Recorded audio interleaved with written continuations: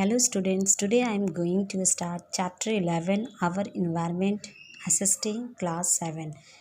Let's now discuss first paragraph, environment. What is environment? Environment means that the surrounding that affect and influence all organism or living things. हम अपने चारों तरफ का एक वातावरण देखते हैं जो कि वो environment है. We see around us a natural environment and a human made environment.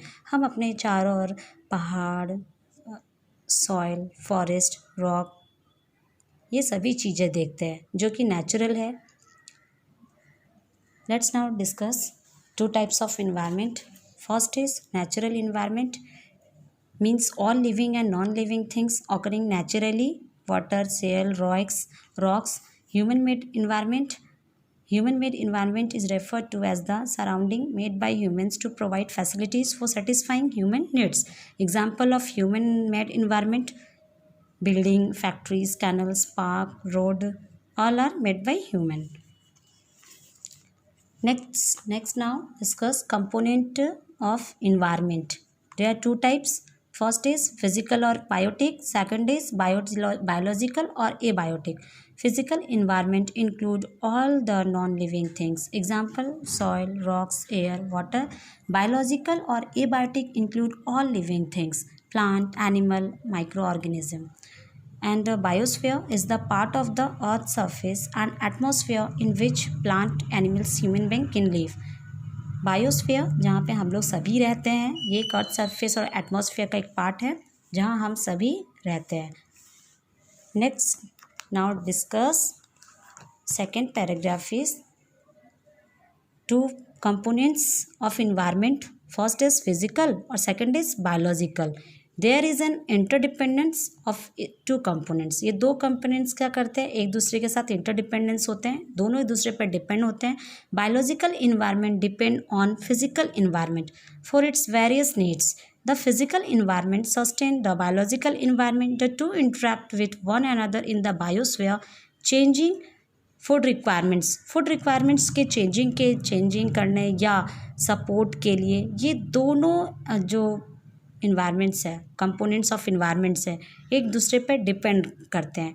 Biological environment that means micro organism, animals, plants, food said support के लिए फिजिकल इन्वायरमेंट पे डिपेंड करते हैं. इसी तरह in the biosphere in a given area, biosphere जहाँ हम सभी रहते हैं वहाँ animal life, plant life and साथ में physical condition environment with their interactions form an ecosystem. ये तीनों जो हैं, first is plant life, animal life and their physical environment. ये तीनों physical environment, animal life, plant life ये तीनों एक साथ इंट्रैक्शन करते हैं और एक इकोसिस्टम बनाते हैं. इसमें क्या होता है कि जैसे प्लांट एनिमल्स जो हैं उनकी रिक्वायरमेंट्स कौन फुलफिल करता है, physical environment. Okay, that means that is form an ecosystem. The growth and life is an ecosystem could be dependent on physical conditions like sunlight, temperature, rainfall, slope, the land, to name a few. Physical conditions just like example sunlight, temperature. तो plant को growth करने के लिए temperature, rainfall, इन सभी चीज़ों की ज़रूरत पड़ती है. तो दैट मीन्स कि प्लांट डिपेंडेंट है फिजिकल इन्वायरमेंट पे. और इसी तरह बायोलॉजिकल इन्वायरमेंट जैसे एनिमल्स, उन्हें रहने के लिए फॉरेस्ट चाहिए. They are interdependent to each other. Let's now discuss ecology. Ecology is the science that studies the interrelationship between the various life forms and their environment.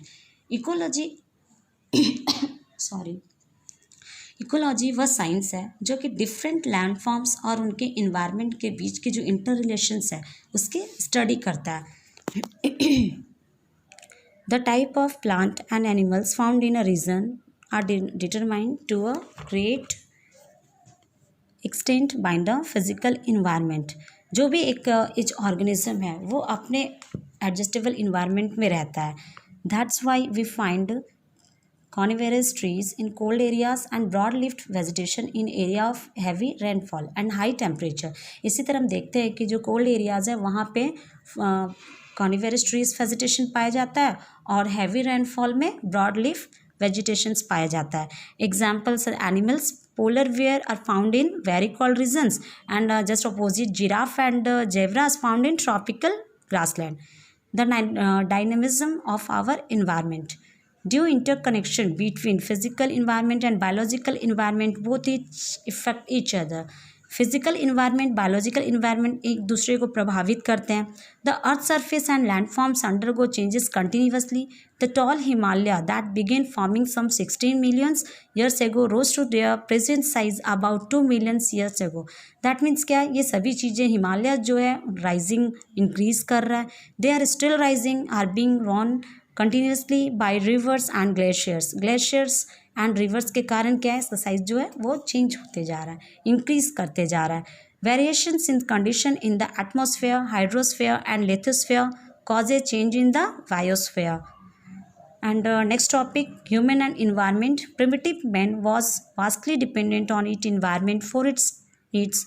पहले जो आदि मानव थे वो इन्वायरमेंट पे अपने नीड्स को फुलफिल करने के लिए डिपेंडेंट थे. They were gatherers and hunter. Gradually as population increase, human activities the like cultivation of crops, cattle breeding also expanded. जैसे जैसे पॉपुलेशन इंक्रीज हुआ, human activities too increase, human activities भी increase होने लगे. लोग फार्मिंग करने लग गए, पशु को पालने लग गए, all business, dairy farm, milk का बिजनेस करना, तो ये सारी ह्यूमन एक्टिविटीज़ स्टार्ट हुआ. The ever increasing needs has led to uncontrolled cutting of forest of firewood, construction, furniture and paper manufacture different activities के लिए, जैसे कि फायरवुड के लिए, कंस्ट्रक्शन, फर्नीचर बनाना, पेपर बनाना, इन सभी चीज़ों के लिए फॉरेस्ट को अनकंट्रोलिंग कटिंग की जाने लगी.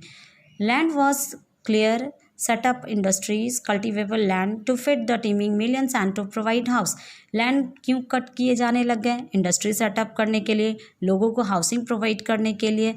The destruction of forest deprived animals of their habitat. और इन सभी फॉरेस्ट कटिंग के कारण क्या हुआ, एनिमल्स को अपने आवास से वंचित होना पड़ा.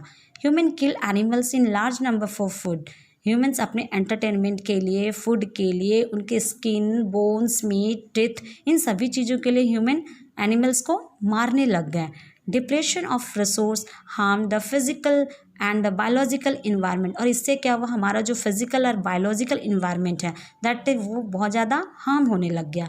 Human being overuse the earth's surface indiscriminately without taking adequate steps to counter the danger involved in doing so.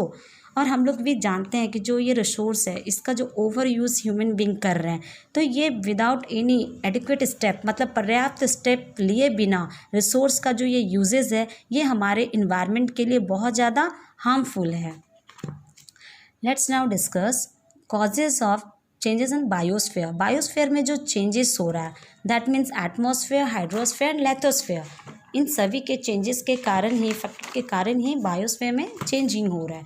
That means lithosphere is outer layer of the solid part of the earth consisting of the crust and upper mantle. Lithosphere क्या है, ये हमारे earth crust का upper mantle है. And second atmosphere क्या है, layer of gases, जो हमारे अर्थ के चारों ओर गैसेस का लेयर पाया जाता है, that is atmosphere. Hydrosphere part of the earth composed of water, जो हमारे चारों तरफ जो वाटर पाया जाता है that is hydrosphere. In the 4 realms of the earth, atmosphere, lithosphere, hydrosphere and biosphere.